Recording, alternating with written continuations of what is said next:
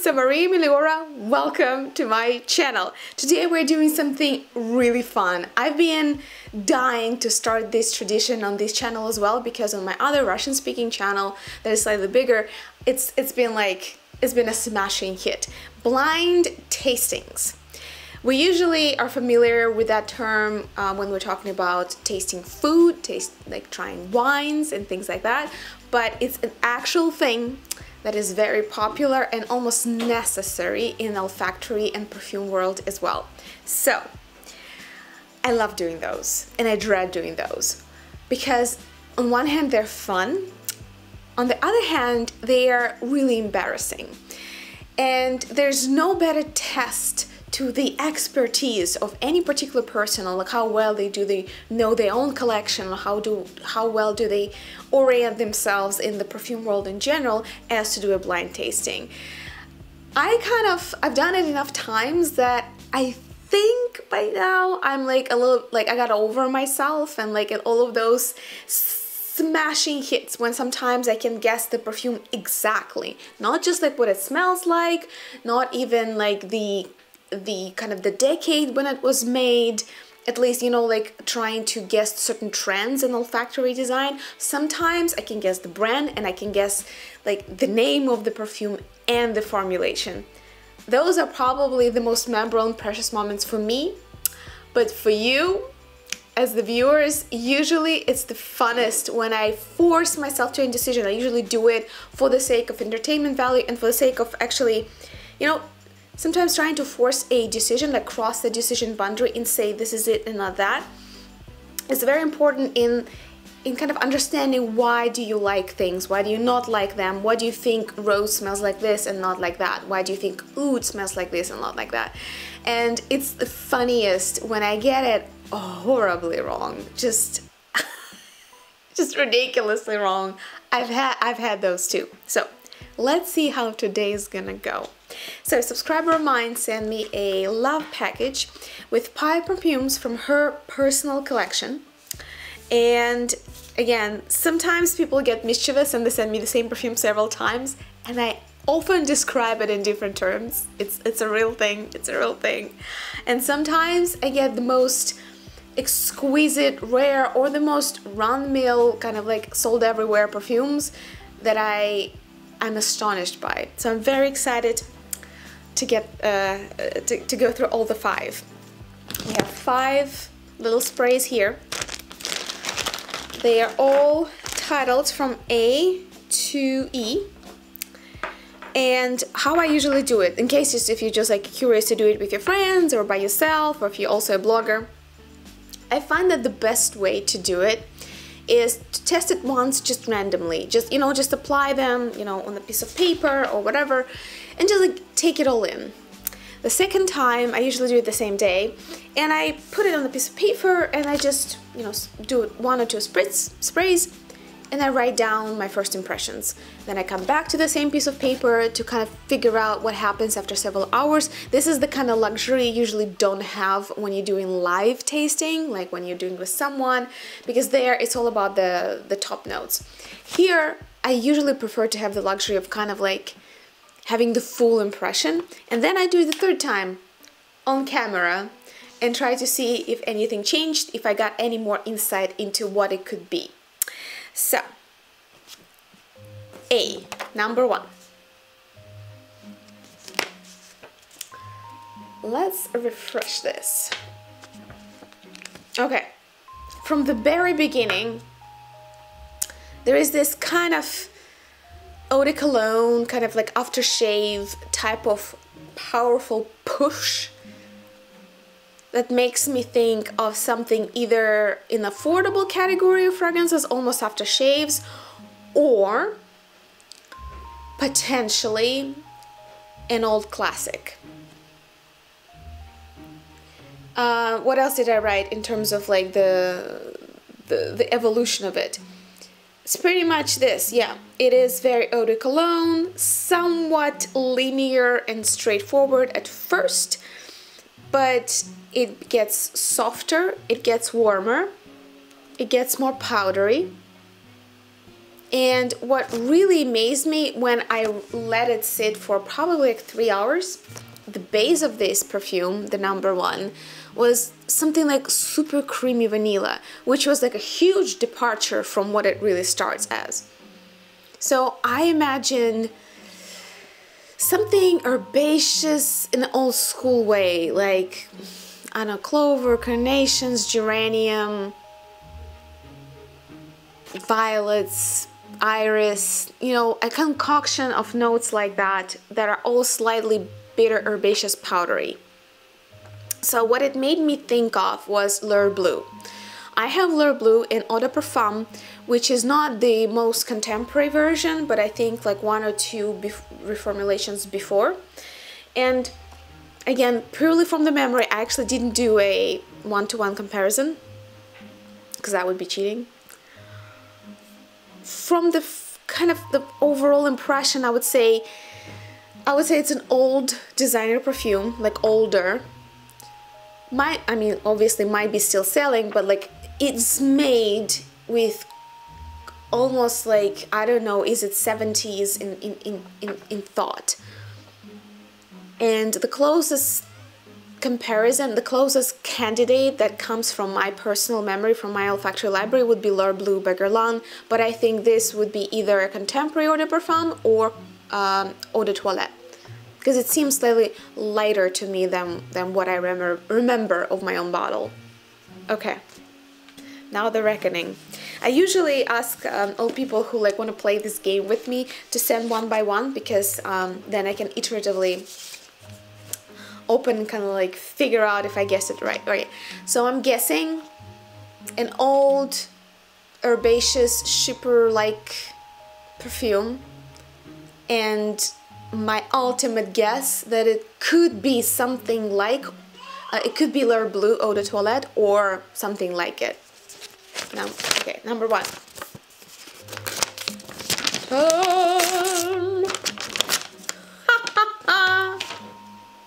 Wow. It's not an old designer fragrance. This is new niche, but it's Molinard Heliotrope, made in 2015. But I swear to God, I feel like it's made with old school perfumes in mind. So what do we have here? You see, like, this is fun now. I had strong impressions formed beforehand without knowing the pyramid. Now, let's see how the magical powers of marketing are gonna change what I smell. What is supposed to be here is neroli, bergamot, I'll give it that at the beginning, ylang ylang, heliotrope, rose, and jasmine. Potentially with musk and vanille somewhere there, but not necessarily, because the descriptions differ on the official site and on Fragrantica. Powdery floral. Okay, I guessed that. I'll keep like at least half points. I guessed the overall profile correctly.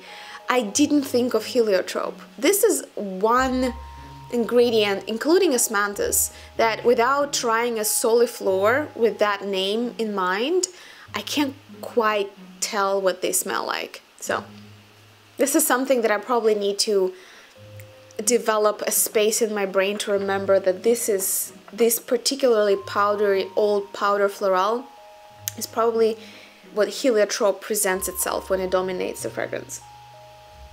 To be honest, I don't really smell much of ylang ylang, rose, or jasmine, but I guess like once I started saying that, it's all there now. Okay, so half point. Okay, I mean, I didn't guess it exactly, but I was not too far in general. Number two. Okay, let's do it. B. All right. Fun. Now I remember. Fun. This is bright, sweet, at the same time zesty, tropical, fruity fragrance. It makes me think of some limited edition things that, I think limited edition angel Mugler's, you know, like those colorful stars. Most of them are European only releases, so here in the States it's not as easy to get your hands on them. Yeah, that's what makes me think of sweet, sour, sweet, loud, vivacious, kind of like resort-like perfume. It's well made, I'll give it that. Despite being, you know, like it makes you think of all of those like fructis, kind of like shampoos that were really popular like at the end of 90s. But in terms of the blending, the quality of the blending, it does have depth. It's mostly a mono accord, I find, because as I kept trying, I kept waiting for something to happen, for the number 2 to develop into something, but it pretty much just stays the same and just becomes quieter. At the very, I'm stretching it a bit, but like at the dry down, maybe I smelled something a little bit more woody, but it's wishy-washy at this point. It's just a very sweet, sour, sweet, vivacious, bright, exotic fruits. My best guess, it's either super cheap or it's kind of like one of those beloved designer brands like Mugler. The closest thing that I have to it in my collection would be Bulgari Paraiba, but I think Bulgari Paraiba is not as sweet. So that would be my guess. Or it could be some Britney Spears perfume, you know, like some celebrity fragrance. It's very unassuming and positive. Therefore, I'll be amazed if this is niche. I'll be very surprised. I think this is designer or budget. But I have to force a decision. You know, I like it enough. I actually would wear it, maybe not very often, but like I already have something like that. But every once in a while I get into the mood of all of those maracuja and, you know, passion fruit type of fragrances with pineapples and whatnot. I'll give it Mugler, Bulgari level of status in the designer world. Okay, anything that I missed? No, it's pretty much it. Let's see. Oh my god. Let's see. Ha! Ha! Well, it is more affordable than I thought. This is L'Occitane. So I think this is relatively affordable. Year release 2019, the name of the fragrance Herbe. Herbe? Really? That's so weird. I wouldn't call this green herbaceous scent. Are they serious? I was about to say lychee. White nettle flower accord. Bergamot, pink pepper, ambretta, blackberry, wild rose, nutmeg, cashmeran, honey, wheat, and coumarin. Ode to grass. No, come on. Am I crazy? I mean, even after reading all of this, I'm at loss. I'm at complete loss. What?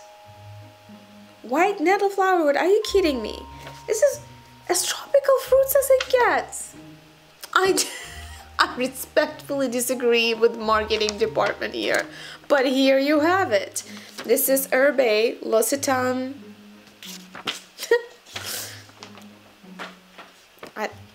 I'll need time to process this. This is just... No. I refuse. No. No. Lychee, passion fruit, but nettle? No. Come on, who are you kidding? Okay, C, number 3. I'm kind of losing my confidence at this point. Like, I'm a little bit shaken right now. What? Okay. Okay, moving on. We have to like try again. Okay, alright, okay, alright. The moment the spray hit the paper, I knew I had it. This is, I swear to God, this is something from my collection. I sat there and I sat there and I sat there. I started with thinking this is a very budget-friendly fragrance. It's not deep enough or complex enough to be expensive.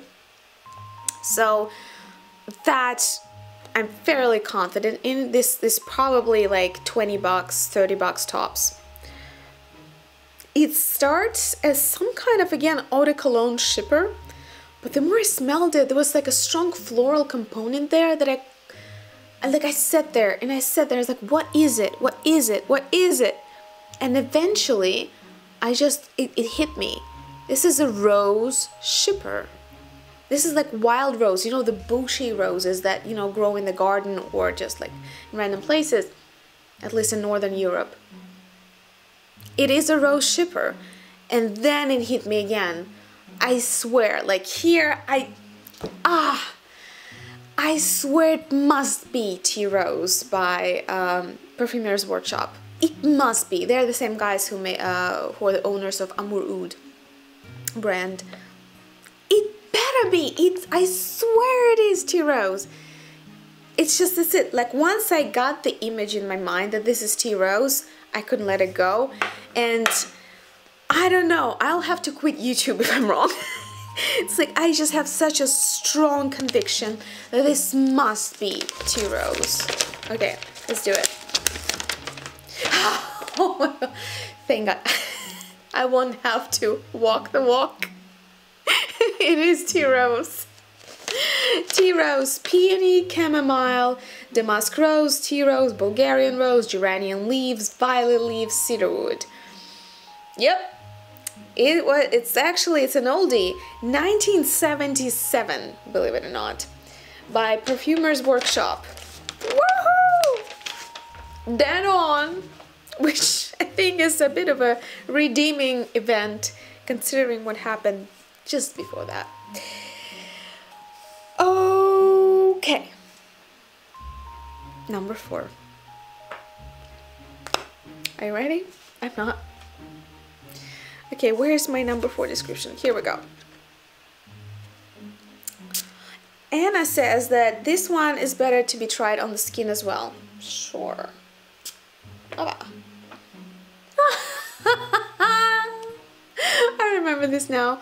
It's bubblegum. It's like as close as it gets to bubblegum. And that's it. It's bubblegum, bubblegum, bubblegum, bubblegum. And something so silly and so fun, I can only think of 2 brands that would do. État Libre d'Orange and Demeter. Or Demeter. I guess in English, this is a Greek goddess.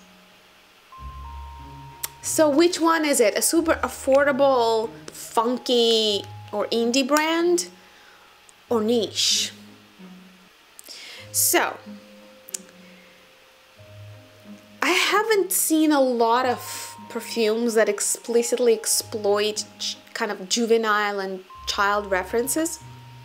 This is such an obvious reference to bubblegum that I immediately thought of a fragrance that I was very curious to try but never had a chance.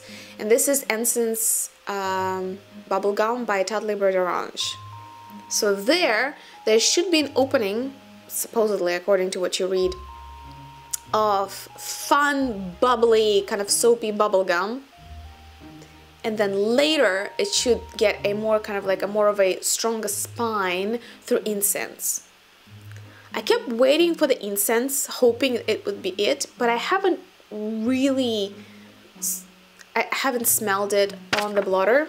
Let's see if we get it on skin. Oh, she's right. Anna, you're so right.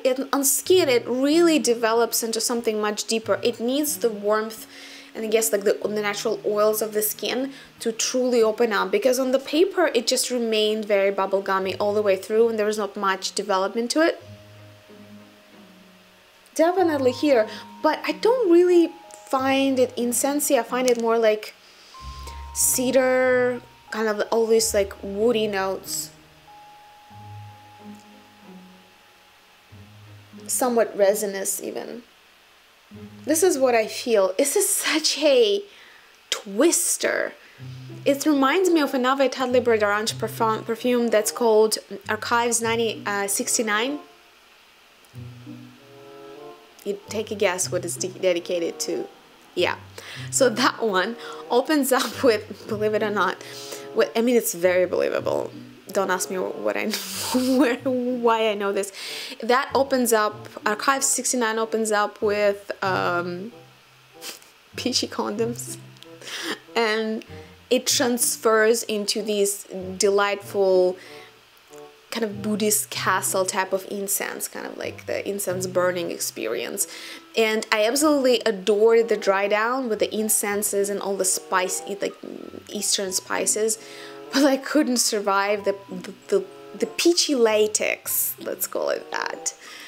That was the beginning of Archive 69. This is pretty much, to me, is the same kind of hooliganism, just done with two different notes. Would I wear it? It's kind of fun. Yeah, I might wear something like that. I'm not sure if I would fall in love with it. You know, it's one of those things that you kind of like, huh, cool. But will you gravitate day over day to actually put it on yourself? That I'm not so sure. But it is fun. Okay, I'm forcing a decision. I think it is niche. Moreover, I'm taking a guess that this is a État Libre d'Orange, incense and bubblegum. Let's do it. Let's do it. No, I'm wrong. I can't believe it, but I'm so wrong. I couldn't be more. Oh my god, this is embarrassing. Oh. Okay, pull yourself together. This is Perfume Roma, a brand that actually pops out here and there, and I hear about Perfume Roma from like true perfume enthusiasts a lot, and not that much from mainstream bloggers, which is, I find that interesting. But T2 Dali, coca powder, orange blossom, myrrh, vanilla. Imminent and transcendent.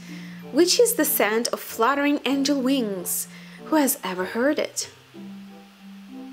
Wow! Perfume Roma, you blew my mind. I thought they were so proper and like, I thought like one or two niche brands could do something like that, but actually no. So what gave me the impression of bubblegum?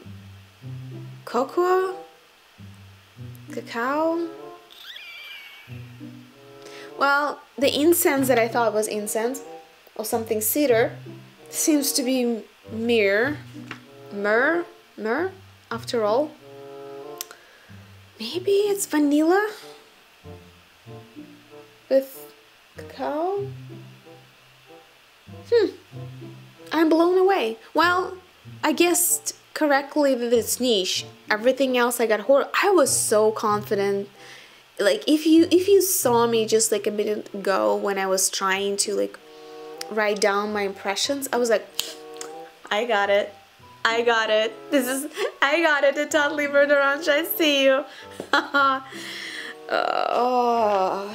This is getting too embarrassing for my own sake. All right, number 5. Here we go. Oh, salami, hard salami. This is so smoky. It's literally like the smell of smoked meat. Whoa. Ugh. It's smoky to the point of being salty. Alright, things like that. It's either niche or hyperluxe, one of those like boutique lines. I think I tried something similar from leur collection of Hours by Cartier, which is like their exclusive boutique line. And I think there was like hour number 10 or like one of those, or maybe 8. That was literally like just pure smoke. This is what makes me think of. So this is some kind of like super dark, oily, smoky, maybe leather. To be honest, it's hard to say because all I can think of is hard salami at this point. Whoa. So I kept waiting and waiting and waiting for the dry down. And the only thing that I got out of it was a softer, creamier kind of leather. So my guess that this is probably dedicated to leather. Maybe this is even targeted or marketed towards men. Then it could be a designer fragrance just from a like higher end line. I just can't imagine that this would be mainstream, anywhere in the mainstream. Or it could be niche, and by nature unisex, and basically if that's what you like, that's what you like. Which one am I gonna go with? You know, just for the sake of choosing something specific, I'll go with a selective, like a boutique line over well-established designer brand.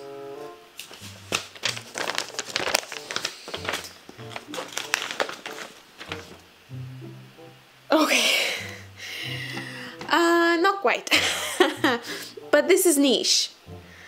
This is niche, and this is not a super common thing. So this is Naomi Goodsir, 2012, Bois de Cesse. I hope I'm saying it correctly. Notes of tobacco and whiskey. Oh, that. You know, single malt scotch sometimes smells like this. Supported by Somalian incense, cade wood, amber, and cistus labdanum. Oh yeah, that. And I guess softened with cinnamon, amber, oak moss. So not really leather. It's cistus labdanum, I guess, that tobacco and whiskey and all kinds of woods that make it so dense and so smoky. Alright, okay. Bit much for me. I definitely wouldn't be able to wear anything like that, but I mean, I appreciate the powerful statement that the Bois de Cesse makes. Wow. Okay. So 1 out of 5. It was a smash hit. I got it exactly. Everything else, probably not my best blind tasting, to be honest, to date. But it was fun. It was fun. What blew my mind? Definitely something that I thought I would wear a lot, and that was Herbe L'Occitane Provence. L'Occitane. It's just, I still can't believe it that this is not tropical fruits. It just doesn't compute. It doesn't compute in my mind. I'm at loss. And another super big surprise for me was the Batito Dali by Perfume Roma, the bubblegum. What I thought was a bubblegum, when apparently isn't a bubblegum. I dare you, Perfume Roma, I dare you. It is bubblegum, come on. Okay, alright. Calm down, girl. You can't win them all. Anyway, okay. And as the very last kind of like summer of things, knowing what I know now, what could potentially go on the wish list? Let's see. Tea Rose already love using it for my linens, like adore it as a house smell. I don't necessarily wear it as a personal fragrance though. The Herbe by L'Occitane, which I thought were tropical fruits, I would wear, but I have Bulgari Paraiba, and knowing what I know now, I think it would be rather confusing for me, to be honest. Next, Heliotrope by Molinard. I actually was considering buying it blind from one of the Canadian websites. What is it? I actually was considering to buying the Heliotrope by Meliora from Fragrance by Canada. I think they have it for like, if I'm not mistaken, 40-50 bucks. And I just couldn't quite pull the trigger. I do enjoy their bottles though. I really like how they package their perfumes. But you know, now, knowing what I know now, I think I'll be perfectly satisfied with the kind of dusty old school florals that I already have in my collection. This is the kind of perfume that I wish I was the person to wear every day. You know what I mean? It's just like, it's so intelligent, it's so cerebral, it's so refined and highbrow. But but I usually choose something a little bit more flirtatious, I guess, when it comes to personal use of perfume. Okay. The Perfume aroma though, the bubble gum that is vanilla cocoa powder, I think I would enjoy a decant of that. It's just such a kitschy, fun experience. And it surprised me. It surprised me in a fun, unusual way, because I'm usually not the kind of person to enjoy shock value perfumes, you know, things of that nature. And the last one, that would be Naomi Goodsir Bois d'Essence, which to me is hard salami. No, from the bottom of my heart, I respect what they do, but I can't pull it off. And the bonus discussion here today is going to be another fragrance that Anna sent to me, but this one actually has a name on it. This is a second perfume by Naomi Goodsir, and it's called Nuit de Bakelite. The Bakelite's night, something like that. It really surprised me, especially when I looked it up. First things first, this is like the greenest, the most abstract green fragrance I've tried in a long time. It's incredibly powerful, almost to the point that I would think it's like oil-based. It's very powerful, very potent, and it kind of almost sweeps you off your feet with, it's like a force of nature.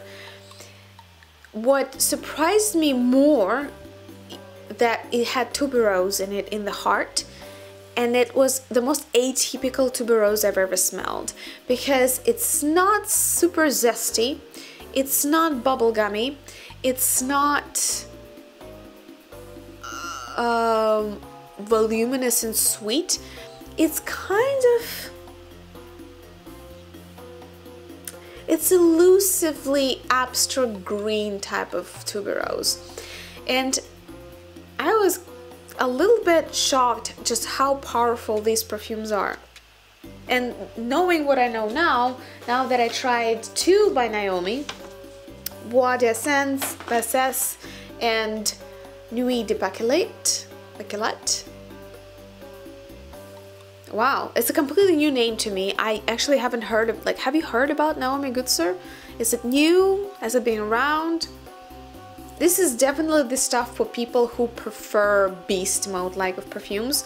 That's not me usually. But the compositions are rather unique. There's a lot of bravery in the way that they're composed. Again, I think to a certain degree it makes them harder to wear, but super fun to study.